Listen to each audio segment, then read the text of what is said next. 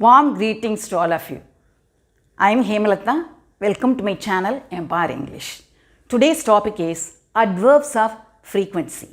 Already we have seen 4 types of adverbs.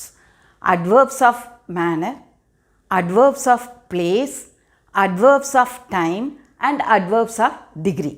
Just we will brush up what you have seen already in previous videos. She sang sweetly. பாடினாள் எவ்வாறு பாடினாள் இனிமையாக பாடினாள் sweetly refers to the manners. So sweetly is adverb of manner. She came yesterday. Yesterday எப்போ வந்தா நேற்று வந்தாள். So yesterday refers to time. So yesterday is adverb of time. She went to Chennai. எங்கே சென்றாள் சென்னைக்கு சென்றாள். அப்போ அது பிளேஸை குறிக்குது. So Chennai is adverb of place. Please move a little கொஞ்சம் நகர்ந்துங்க ப்ளீஸ் கொஞ்சம் நகர்ந்துங்கன்னு சொல்லுவோம். அப்போ இந்த லிட்டில்ங்கிறது மூவ் அப்படிங்கிற அந்த வினையினுடைய ஸ்ட்ரென்த்தை குறைச்சி சொல்லுது. She finish her work completely. இப்போ இந்த கம்ப்ளீட்லிங்கிற அட்வர்ப் ஃபினிஷ்ங்கிற அந்த வினையினுடைய தன்மையை அதிகரித்து சொல்கிறது. இந்த மாதிரி ஒரு வினையினுடைய ஸ்ட்ரென்த்தை அதிகப்படுத்தியோ குறைவாகவோ மிதமாகவோ கூறுகின்ற அந்த அட்வர்ப்ஸ்க்கு என்ன பேருனா அட்வர்ப்ஸ் ஆஃப் டிகிரி. இந்த 4 டைப்ஸையும் நம்ம ஆல்ரெடி பார்த்தாச்சு. இன்றைக்கி பார்க்க போகிறது adverbs of frequency. What are adverbs of frequency? These adverbs tell us how many times an action happens. How many times an action occurs. ஒரு வினை எத்தனை முறை நிகழ்கிறது அப்படிங்கிறத தெரிவிக்கிறது தான் இந்த adverbs of frequency. There are 2 types of adverbs of frequency. One is definite adverbs of frequency. The other one is indefinite adverbs of frequency. Definite adverbs of frequency, it comes under fixed time frame, exact time frame. அதாவது specific time frame. ஒரு குறிப்பிட்ட கால அளவில் அந்த வினை எத்தனை முறை நிகழ்கிறது அப்படிங்கிறத தெரிவிக்கிறது தான் இந்த definite adverbs of frequency. புரியுதா? கால அளவு, ஒரு குறிப்பிட்ட கால அளவில் அந்த வினை திரும்ப திரும்ப திரும்ப எத்தனை முறை நிகழ்கிறதுங்கிறத தெரிவிக்கிறது தான் definite adverbs of frequency. Example பார்ப்போம். I checked my email hourly. I checked my email every hour. ஒவ்வொரு மணி நேரத்துக்கும் நான் என் இமெயிலை செக் பண்ணுறேன். ஒவ்வொரு மணி முடிஞ்சதுக்கப்புறமும் நான் செக் பண்ணுறேன். அப்போ அது வந்து என்னது குறிப்பிட்ட கால அளவை சொல்கிறது. மணிக்கு மணி என்ன பண்ணுறோம் செக் பண்ணுறோம் அந்த இமெயிலை அப்படிங்கிறத தெரிவிக்குது. இது பாருங்கள், my brother goes to the gym daily. Specific time சொல்கிறாங்க. டெய்லி தினந்தோறும் அந்த வினை நிகழ்கிறது. அப்போ அதுவும் என்னது எக்ஸாக்ட் டைம் ஃப்ரேம் ரெஃபர் பண்ணுறாங்க. குறிப்பிட்ட நேரத்தில் அது நடைபெறுகிறது. Daily my brother goes to gym daily. My brother goes to the gym daily. My mom goes to temple weekly. வாரம் அந்த வினை நிகழ்து கோயிலுக்கு போகிறது. மதர் வந்து வாரம் கோயிலுக்கு போகிறாங்க.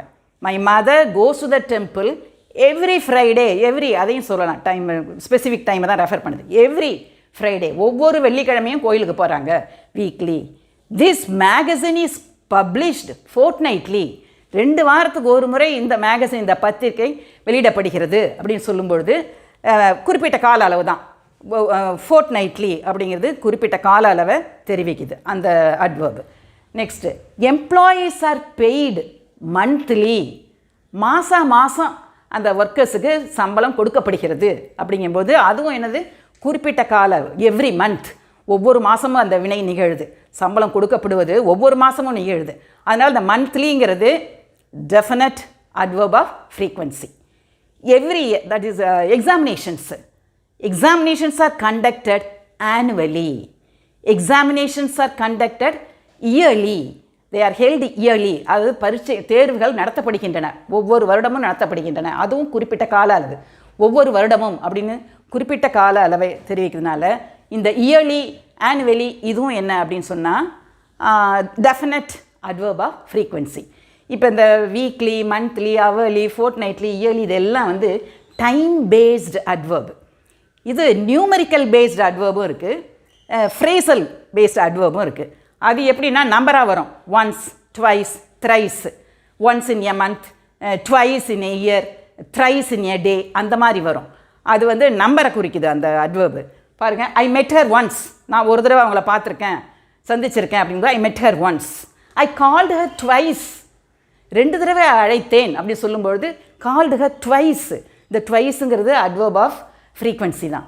அடுத்து பாருங்கள், I take oil bath twice a week, ஒவ்வொரு வாரமும் 2 முறை எடுத்துக்கொள்கிறேன். இந்த ட்வைஸ் இதுவும் வந்து அட்வர்ப் ஆஃப் ஸ்பெசிஃபிக், அதாவது டெஃபினட் அட்வர்ப் ஆஃப் ஃப்ரீக்வன்சி தான் அது. அடுத்து பாருங்கள், I take this medicine 3 times a day, ஒரு நாளைக்கு 3 முறை இந்த மெடிசனை எடுத்துக்கிறேன் அப்படி 3 times a day, அதுவும் என்னது definite adverb of frequency. We take the meals thrice a day, 3 முறை நம்ம உணவு எடுத்துக்கிறோம். thrice a day, we take the meals thrice a day or we take the meals 3 times a day. அப்போ இந்த thrice 3 times இது எல்லாமும் என்னதுன்னா definite adverb of frequency தான். இப்போ இது உங்களுக்கு நல்லா புரிஞ்சிருக்குன்னு நினைக்கிறேன்.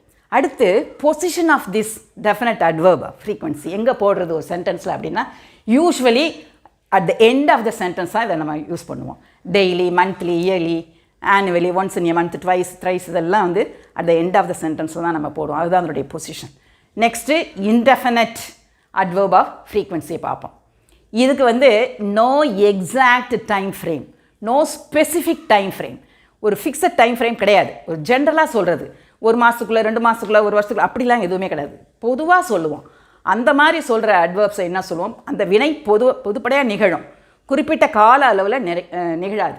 அந்த மாதிரி இருக்கிற அட்வர்பை எப்படி சொல்லுவோம் அப்படின்னு சொன்னால் indefinite adverbs or frequency. Example sentence பாருங்கள்.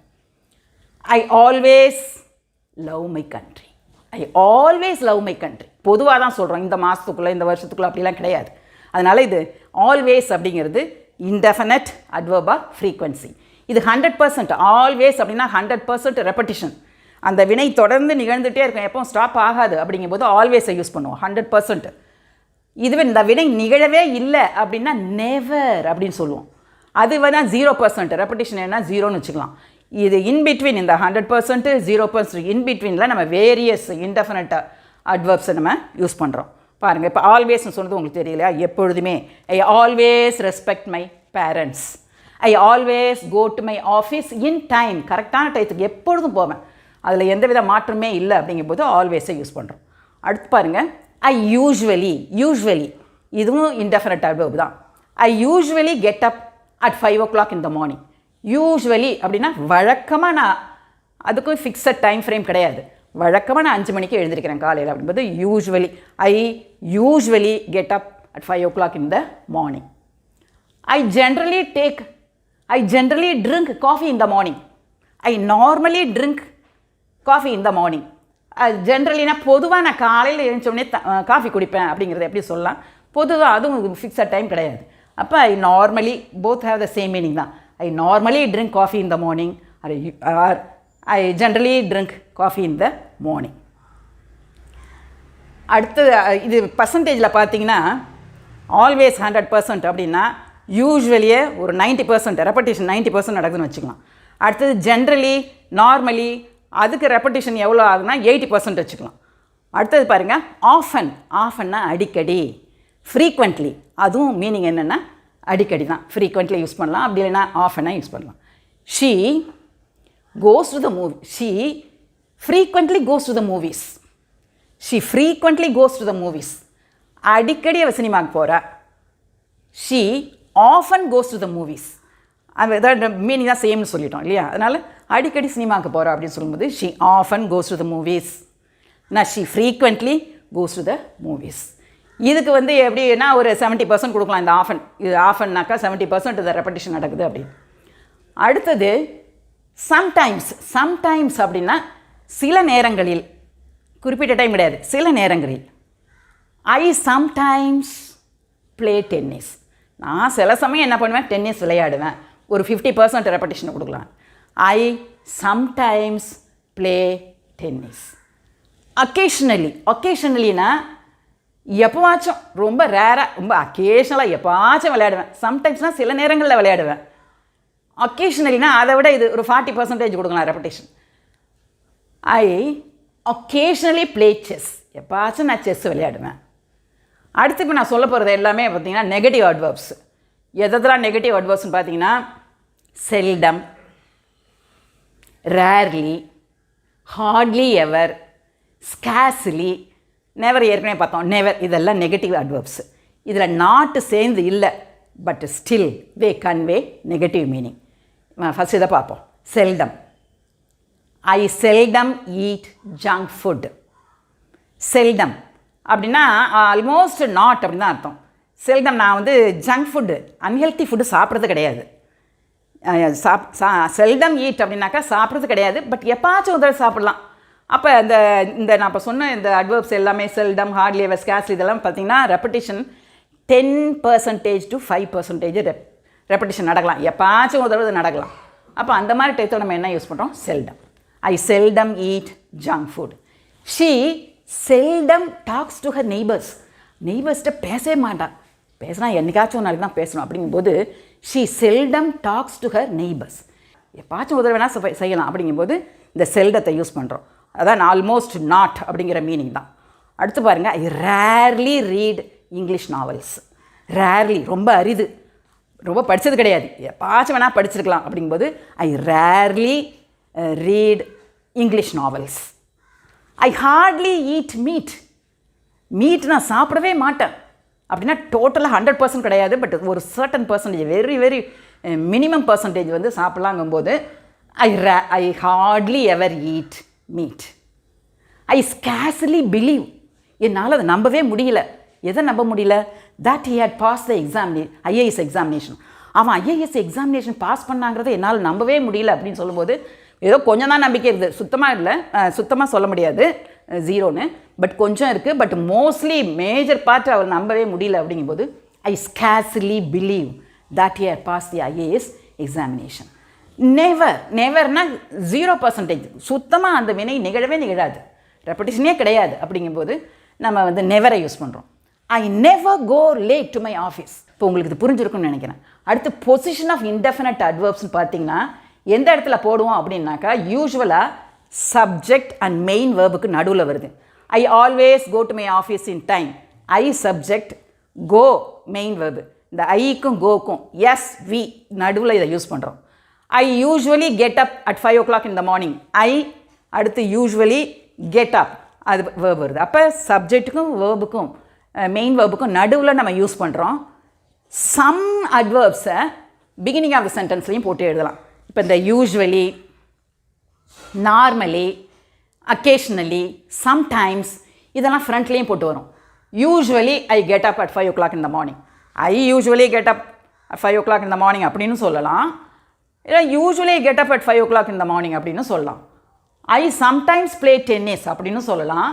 சம்டைம்ஸ் ஐ ப்ளே டென்னிஸ் அப்படின்னு சொல்லலாம்.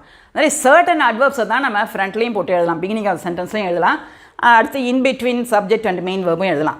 எல்லா அட்வர்பையும் அந்த மாதிரி யூஸ் பண்ணுவேன். இப்போ செல்டம் அந்த மாதிரி வச்சு எழுத முடியாது, ஆல்வேஸை வச்சு அது மாதிரி ஃப்ரண்ட்டில் வச்சு எழுத முடியாது, ரொம்ப அன்நேச்சுரலாக இருக்கும்னா அந்த மாதிரி வி கேனாட் யூஸ். புரியுதா இப்போ உங்களுக்கு அதனுடைய பொசிஷன்? அடுத்து துணை வினைச்சொல் வருதுன்னு வச்சுங்க. துணை வினைச்சொல் நீங்கள் படிச்சிருக்கீங்க, auxiliary verbs. Will, would, shell, should, May, might, can, good, must இதெல்லாம் படிச்சிருக்கோம். அந்த துணை வினைச்சொல் ஏதாச்சும் ஒரு சென்டென்ஸில் இருந்ததுன்னா இந்த இன்டெஃபினட் அட்வர்ப் எங்கே வரும்னு சொன்னால் நெக்ஸ்ட் டு ஆக்சிலரி வேர்ப்ஸ் வரும். இப்போ உதாரணத்துக்கு பாருங்கள், வில் எடுத்துக்கோம். I will always remember my friends. I will பக்கத்தில் ஆல்வேஸை போட்டிருக்கோம், இன்டெஃபினட் அட்வர்பை யூஸ் பண்ணுறோம். I will always remember my friends. I will always obey the road rules. எப்போவுமே இந்த ரோடு ரூல்ஸை நான் ஃபாலோ பண்ணுவேன். அப்போ இந்த வில் பக்கத்தில் ஆக்சிலரி வேர்பு பக்கத்தில் இந்த இன்டெஃபினட் அட்வர்பை நம்ம யூஸ் பண்ணுறோம். இப்போ ஒரு சென்டென்ஸில் நாட் இருந்ததுன்னு வச்சுங்க, அப்போ எங்கே யூஸ் பண்ணுவீங்க அப்படின்னு சொன்னால் இந்த நாட்டுக்கு பக்கத்தில் அட்வர்பை யூஸ் பண்ணணும். Adverb, indefinite adverb of frequency நீங்கள் யூஸ் பண்ணணும். ஃபார் எக்ஸாம்பிள் பாருங்கள், I will not always. I will not always find fault with others. I will not always break the road rules. நான் ஒரு நாளும் ரோடு ரூல்ஸை பிரேக் பண்ண மாட்டேன், நான் ஒரு நாளும் மற்றவங்க மேலே இது குற்றம் கண்டுபிடிக்க மாட்டேன். அப்படிங்கும்போது ஐ will not always find fault with others. I will not always break the road rules. She will not frequently visit her friends. She will not பக்கத்தில் போடுறோம், frequently adverb போடுறோம். She will not frequently visit her friends. புரியுதா? இப்போ நாட்டு பக்கத்தில் வந்ததுனாக்கா, not வந்ததுன்னா, negative word வந்ததுன்னா அதுக்கு பக்கத்தில் நம்ம இந்த adverb, indefinite adverb போட்டு எழுதுகிறோம். ஓகே ஸ்டூடெண்ட்ஸ், உங்களுக்கு இந்த பொசிஷனும் நல்லா புரிஞ்சிருக்கும்னு நினைக்கிறேன். இப்போ adverbs, இதோட adverbs முடிஞ்சு போச்சு. இம்பார்ட்டன்ட் 5 டைப்ஸ் முடிஞ்சு போச்சு இதோட. அதை டீட்டெயிலாக இதுக்கு முன்னாடி போட்ட வீடியோஸில் போட்டாச்சு. நெக்ஸ்ட்டு எதை பார்க்க போகிறோம் அப்படின்னு சொன்னால் ப்ரப்போசிஷன். இன்னும் பார்க்க வேண்டியது ப்ரப்போசிஷன், கன்ஜங்ஷன் அண்ட் இன்டர்ஜெக்ஷன்.